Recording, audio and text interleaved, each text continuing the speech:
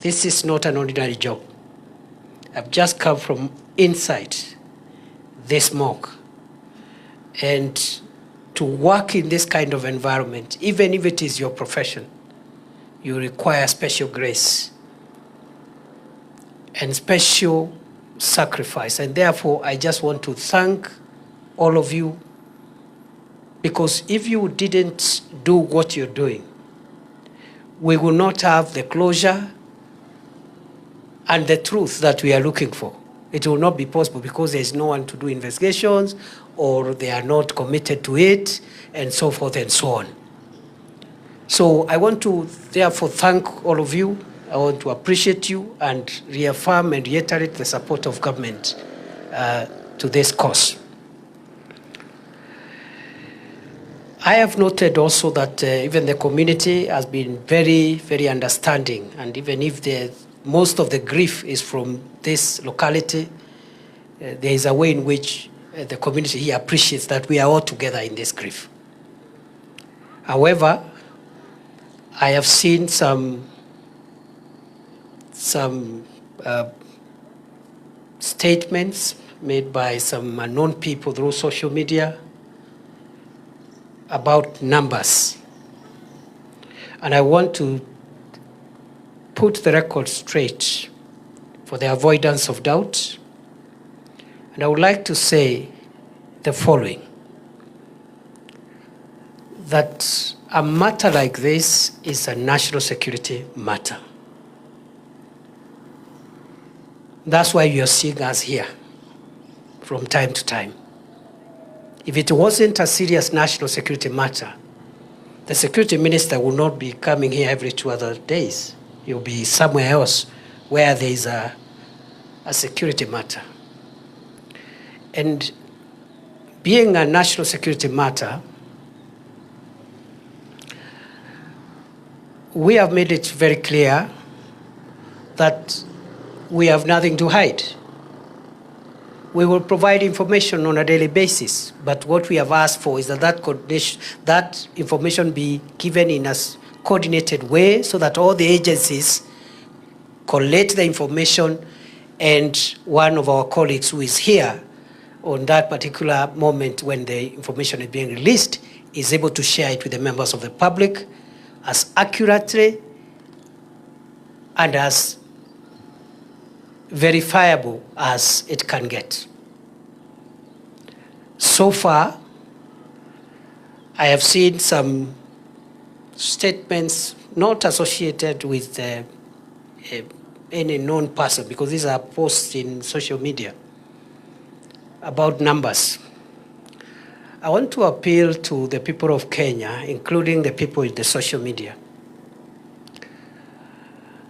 to take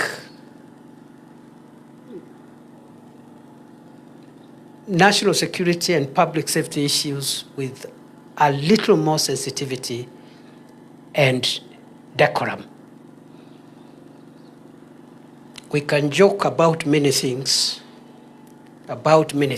especially in this country where we like doing politics and arguing and disagreeing on many things, which is a good thing in itself. But when it comes to serious things like death of our people, it is such a serious matter that you would be a very heartless human being to try and trivialize and cast aspersions or try to make that matter look like it's a small matter which is subject to banter and debate.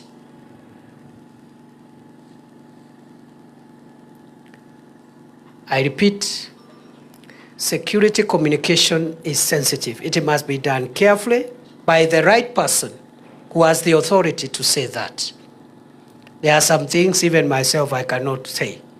I will defer to the relevant agencies to say it themselves. So let us be careful, because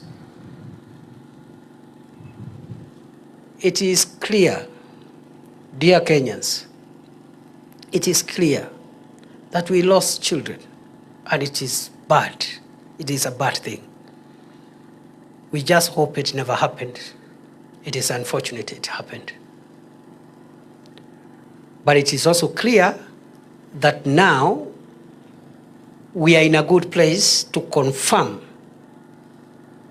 the numbers of the affected children who were in that dormitory. When I came on Friday, there was a lot of push, especially from the media, for me to say how many children are where, and I resisted that temptation deliberately. And I said, I'm sorry, even if I disappoint you, I will not give you that information that time, because we were still reconciling. Some children had rent to neighbors, some other children had been picked by parents, some children we suspected were still trapped. They had already died and they were in the scene of crime, which we had not started processing. So it would have been very reckless for me to come and saying, okay, this is the number of children that are affected this way or that way. But today, I am reliably informed that that process of reconciliation and accountability of the numbers is complete. That on the school, that school, and let me read so that I also don't run the risk of getting it different.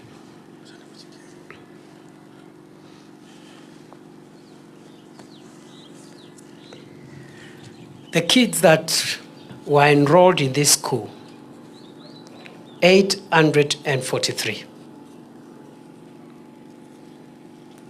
Out of the 843, the children who were enrolled as boarders, as children sleeping in the school, 330. Meaning the balance were day scholars. Out of the 330 children or pupils who were boarders, boys 164, girls 166.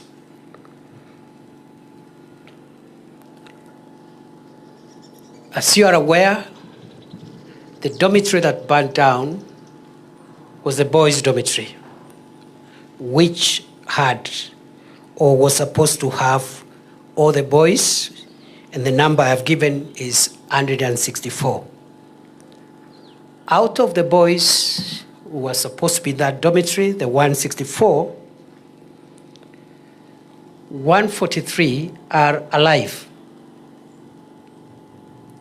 And out of the 143, 140 are with their parents.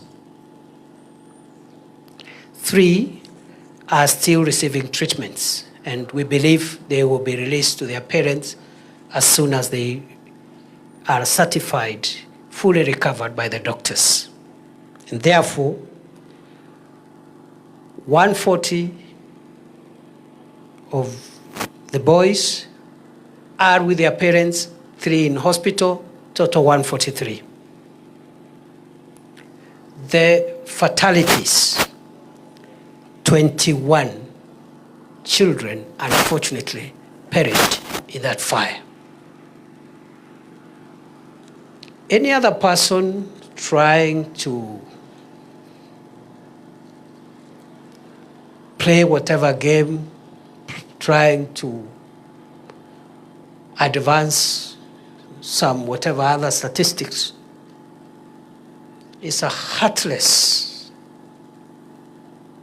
criminal and an enemy of the society. Because when we are hurting at a time like this is not the time to bring triviality. Once more, the government regrets the tragedy that struck our children at Hillside and Arusha School. The government sympathizes with the affected families. The government will support those families to ensure there is closure and to ensure there is justice, because we will find the truth. We will establish the truth of what happened.